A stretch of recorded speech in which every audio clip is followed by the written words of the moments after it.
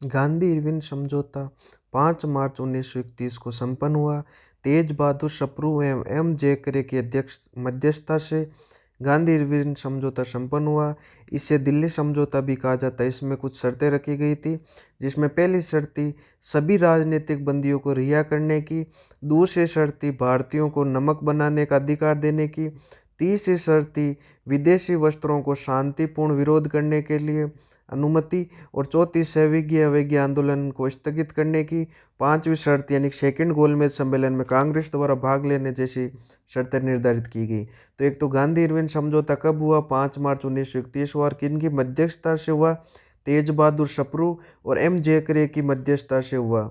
और इस समझौते को दिल्ली समझौता नाम से जाना जाता है। ये इंपॉर्टेंट है और इनकी शर्तों को ध्यान में रखना, कौन सी कब क्या हुई। फिर कराची अधिवेशन। गांधी इरविन समझौते को मंजूरी देने के लिए कांग्रेस का विशेष अधिवेशन 28 मार्च को कराची में आयोजित किया गया, जिसकी अध्यक्षता पटेल ने की। तो ध्यान रखना, गांधी इरविन समझौते को मंजूरी देने के लिए कहाँ पर अधिवेशन हुआ? तो कराची में अधिवेशन हुआ और अध्यक्षता किसने की? पटेल ने की।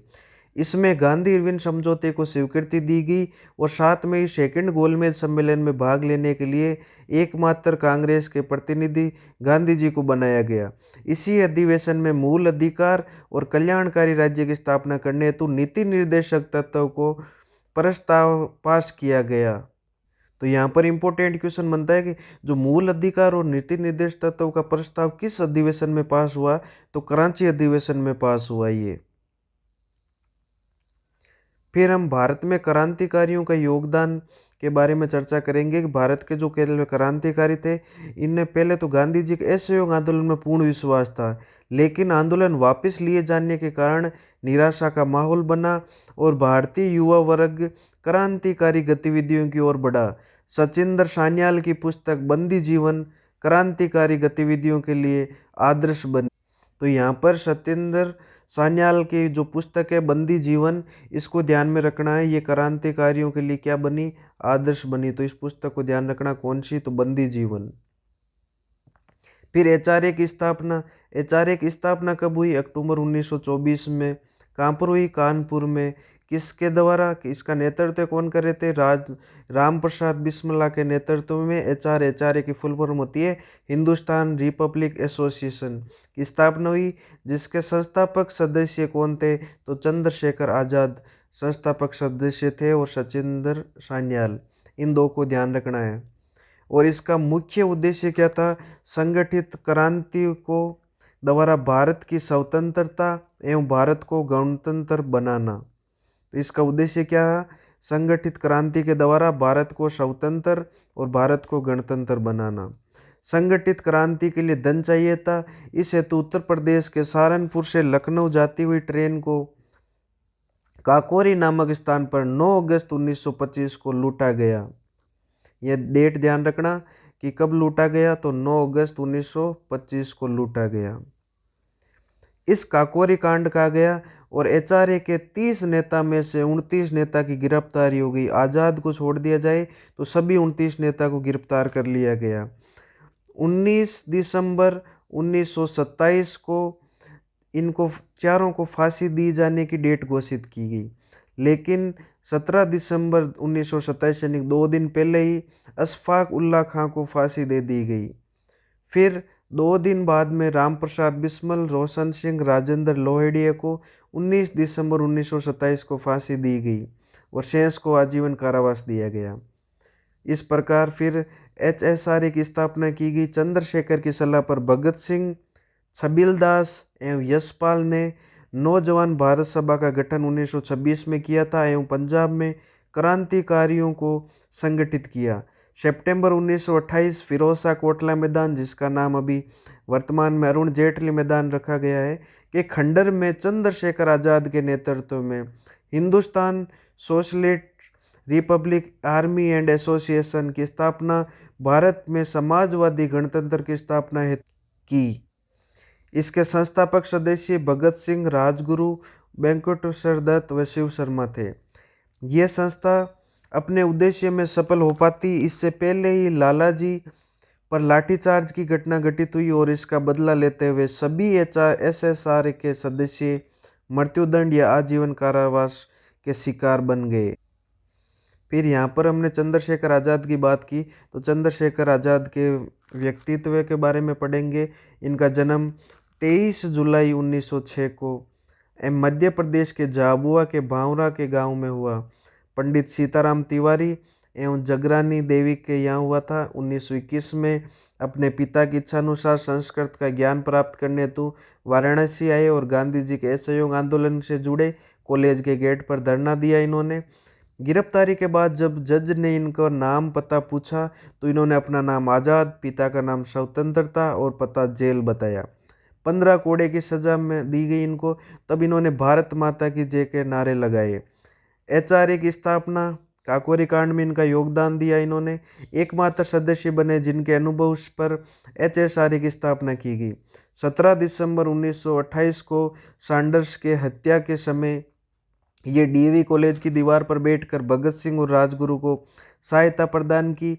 भगत सिंह सहित अन्य क्रांतिकारी की गिरफ्तारी के बाद 23 दिसंबर 1930 को ये गवर्नर जनरल इरविन की ट्रेन को बम से उड़ाने के लिए मथुरा से दिल्ली के बीच में इन्होंने अनेक बम लगाए। जब भगत सिंह और अन्य क्रांतिकारियों को छुड़ाने के लिए ये योजना बना रहे थे इलाहाबाद के अल्फ्रेड पार्क में, तब पुलिस एसपी नोट बाबर ने आज़ाद को घेर लिया और आज़ाद ने अनेक पुलिस कर्मियों को गोली मारने के बाद अंतिम गोली स्वयं को मार ली और इन्होंने कहा, मैं आज़ाद था, आज़ाद हूँ और आज़ाद ही रहूँगा। भगत सिंह, अभी भगत सिंह की चर्चा की तो भगत सिंह का व्यक्तित्व भी जानते हैं कि जन्म इनका 28 सितंबर 1907 को पंजाब के जारीवाला पंजाब बंगा गांव में हुआ। पिता किशन सिंह जी, माता विद्यावती कौर और चाचा अजीत सिंह जो क्रांतिकारी नेता थे। डीएवी कॉलेज लाहौर में स्नातक किया। गुरु इनके परमानंद जयचंद थे और ये राष्ट्रवादी नीतियों का इनके जीवन पर गहरा प्रभाव पड़ा। ये कॉलेज के शिक्षक थे जयचंद। फिर लाहौर में इन्होंने 1926 में नौजवान भारत सभा छबीलदास और यशपाल के साथ मिलकर गठन किया नौजवान भारत सभा का, जिसका उद्देश्य क्रांतिकारी आंदोलन को संगठित करना। इस हेतु इन्होंने शहीद दिवस मनाना शुरू किया। फिर भारतीय मजदूर किसानों को संगठित कर गणतांत्रिक समाजवादी राज्य की स्थापना करना इसका उद्देश्य रखा और जनता को संगठित कर सांप्रदायिकता विरोधी आंदोलन को सहयोग देना इसका उद्देश्य रखा गया। चौथा उद्देश्य अखंड भारत के निर्माण हेतु नौजवानों में देशभक्ति की भावना बढ़ना इसका उद्देश्य रखा गया। ये चारों उद्देश्य रखे। और एचआरए के जो नेता को फांसी दिए जाने के बाद में सितंबर 1928 में जब एचएसआरए की स्थापना की गई, जिसमें स्पष्ट रूप से समाजवादी राज्य का लक्ष्य रखा गया था। साइमन के विरोध में भगत सिंह ने अपने सहयोगी द फिलोसॉफी ऑफ बम के लेखक भगवती चरण बोहरा के साथ साइमन कमीशन विरोधी जुल्स निकाला, जिसका नेतृत्व करते हुए लाठीचार्ज में लाला जी घायल हुए थे। यहाँ पर ध्यान रखना, ये बुक है कौन सी, द फिलोसॉफी ऑफ बम। ये किसके द्वारा, इसके लेखक कौन है, भगवती चरण बोहरा ये लेखक है। तो इसका डायरेक्ट क्वेश्चन भी यहाँ से आता है। सुखदेव की योजना के अनुसार राजगुरु और भगत सिंह लाहौर पुलिस मुख्यालय में एसपी स्कॉट को मारने के लिए गए थे, लेकिन स्कॉट को न पाकर इन्होंने डीएसपी सैंडर्स की हत्या की। इसके बाद आज़ाद के साथ तीनों भूमिगत हो गए। भगत सिंह कलकत्ता चले गए। जब ग्रामवासियों ने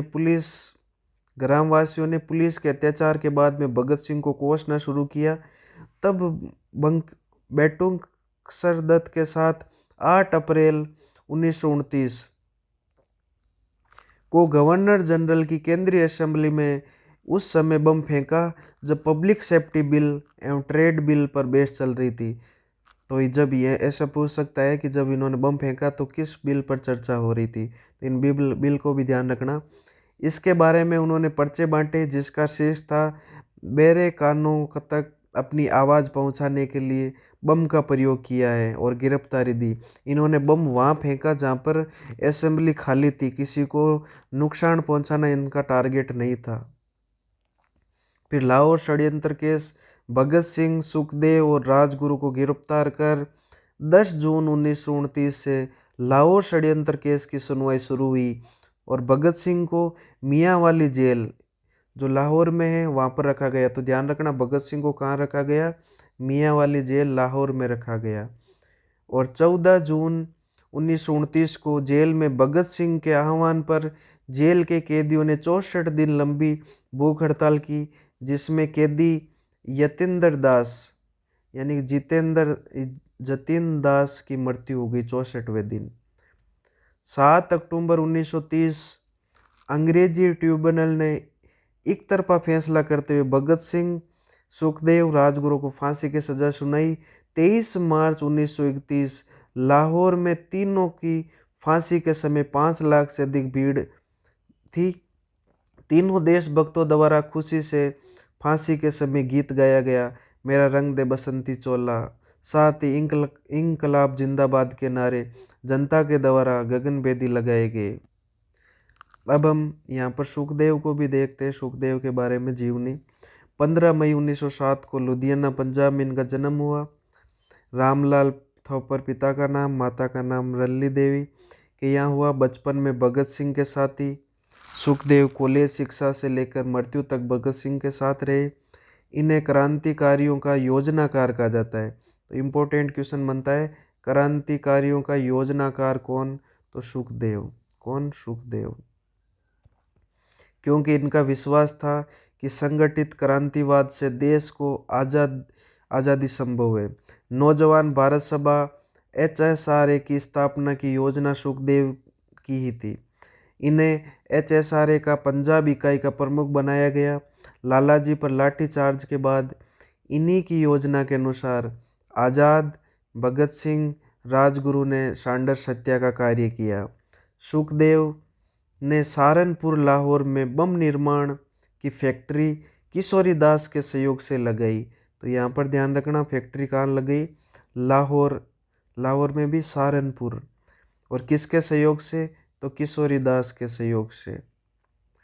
15 अप्रैल 1929 को फैक्ट्री के निरीक्षण के समय इन्हें गिरफ्तार किया गया और जेल में इन्होंने भूख हड़ताल में हिस्सा लिया। सुखदेव ने जेल से गांधी जी को खुला पत्र लिखा, जिसमें गांधी जी पर गंभीर आरोप लगाते हुए प्रश्न किए गए। 23 मार्च 1931 को सुखदेव ने बार बार इंकलाब के नारे लगाते हुए मृत्युदंड के भयभीत वातावरण को जोशीले वातावरण में बदला। और यहाँ पर नोट एक ध्यान रखना, इनकलाब जिंदाबाद का लेखक कवि तो इकबाल था, लेकिन इसको लोकप्रिय बनाने वाले भगत सिंह थे। फिर गोलमेज सम्मेलन, 3 गोलमेज सम्मेलन हुए। तीनों कहाँ हुए? तो तीनों लंदन में हुए, 1930, 1931, 1932 को। उद्घाटन ब्रिटिश क्राउन जॉर्ज पंचम के द्वारा। अध्यक्षता किसने की? तो रेमेज मैकडोनाल्ड ने की अध्यक्षता। फर्स्ट गोलमेज सम्मेलन 1930 से 31 के बीच में, 12 नवंबर से 13 जनवरी 1931 के बीच में चला। इसमें भारत की ओर से दलित प्रतिनिधित्व भीमराव अंबेडकर ने किया। देशी रियासतों के अध्यक्ष महाराजा गंगा सिंह और साथ ही इनके जय सिंह अलवर वाले। उदारवादी एक तो सप्रू और जेकर। कांग्रेस ने इसका बहिष्कार किया था फर्स्ट गोलमेज सम्मेलन का। इस गोलमेज में कुल 89 सदस्यों ने भाग लिया और जिसमें से भारतीय कितने थे? तो 76 थे। इसमें मुस्लिम लीग के प्रतिनिधि मोहम्मद अली जिन्ना, मोहम्मद शफी, आगा खां जैसे सदस्य थे। और ये सम्मेलन असफल रहा क्योंकि इसमें कांग्रेस ने भाग नहीं लिया।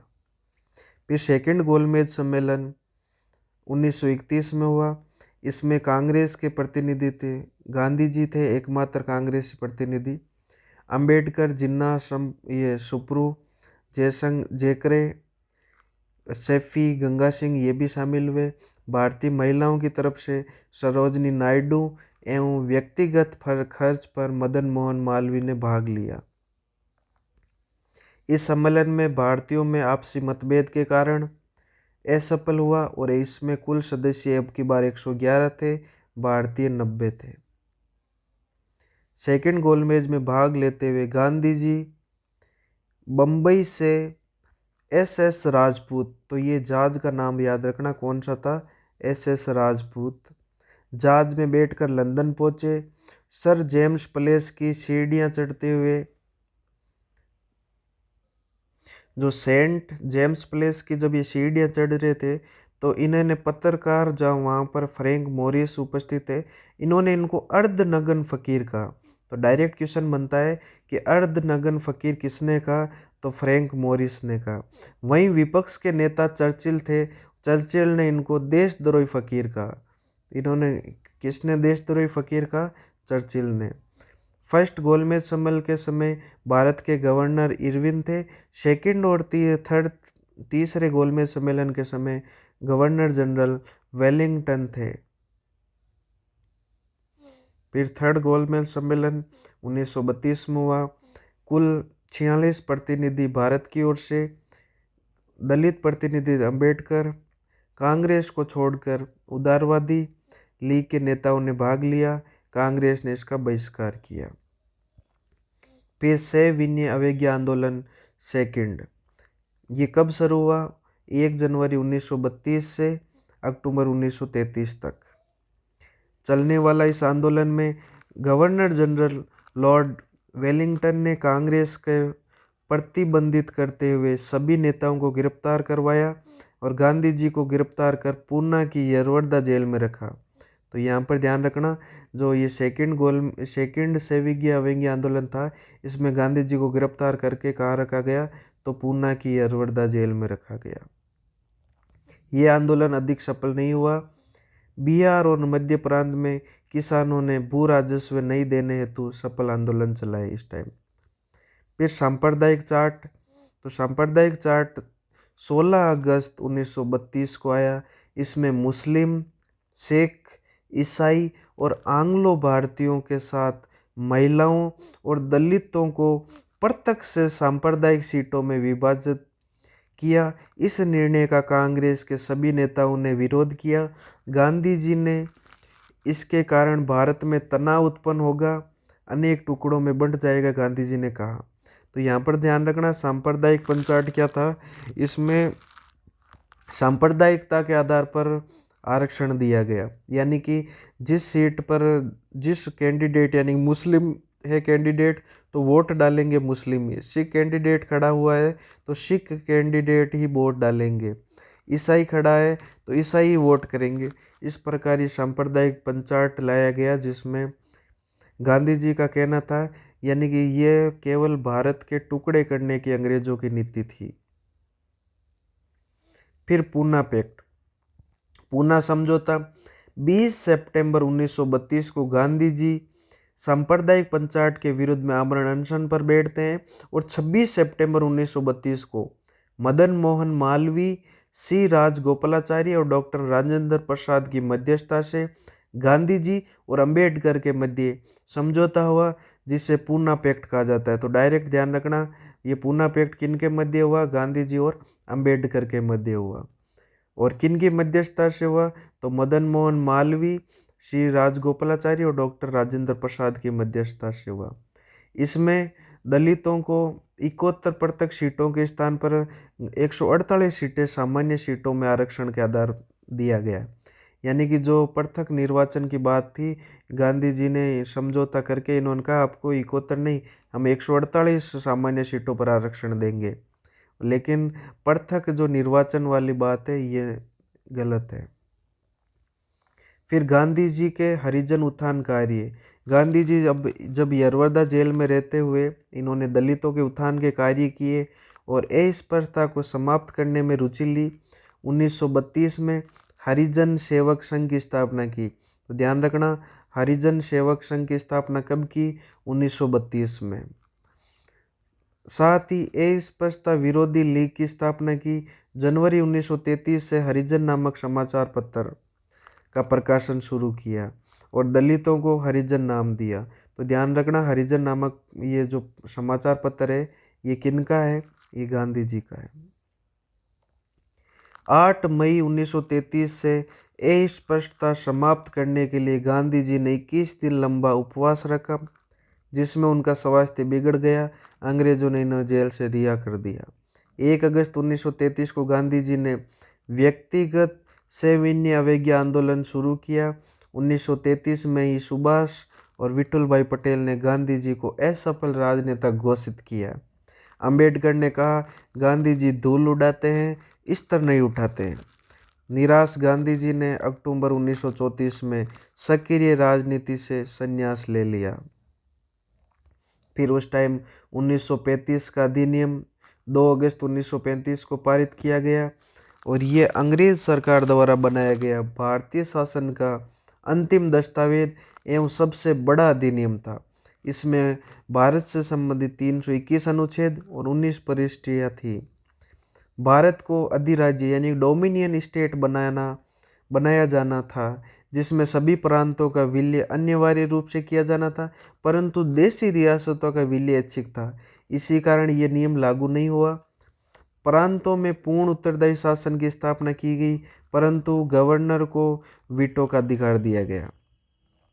वीटो यानी कि वो किसी भी कानून विधेयक को अपनी जेब में रख सकता है, उस पर वापस साइन करे या नहीं करे अलग बात है। संघीय स्तर पर द्वैध शासन प्रणाली लागू की गई और आधे विषय भारतीयों को दिए गए। आरबीआई की स्थापना की गई, तो ध्यान रखना आरबीआई की स्थापना किस एक्ट के तहत? 1935 के एक्ट के तहत। फेडरल सर्वोच्च न्यायालय जो संघीय न्यायालय की स्थापना की गई थी, तो फेडरल कोर्ट किस यानी कि संघीय न्यायालय की स्थापना भी 1935 के एक्ट से की गई। म्यांमार यानी बर्मा को भारत से अलग किया गया। सिंध को बम्बई प्रेसिडेंसी से पृथक किया गया। फिर 1937 के चुनाव।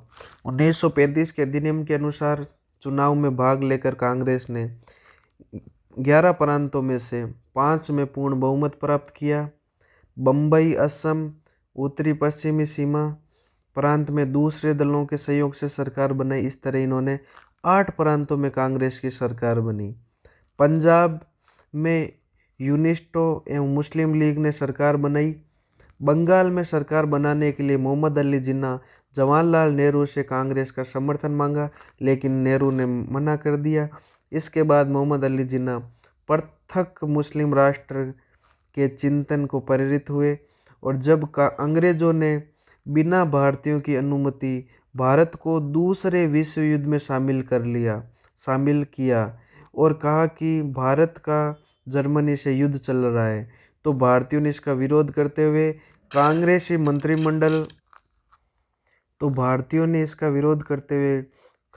मंत्रिमंडल ने 15 नवंबर 1939 को त्यागपत्र दे दिया और इसी खुशी में मुस्लिम लीग और अंबेडकर ने 22 दिसंबर 1939 को मुक्ति दिवस मनाया।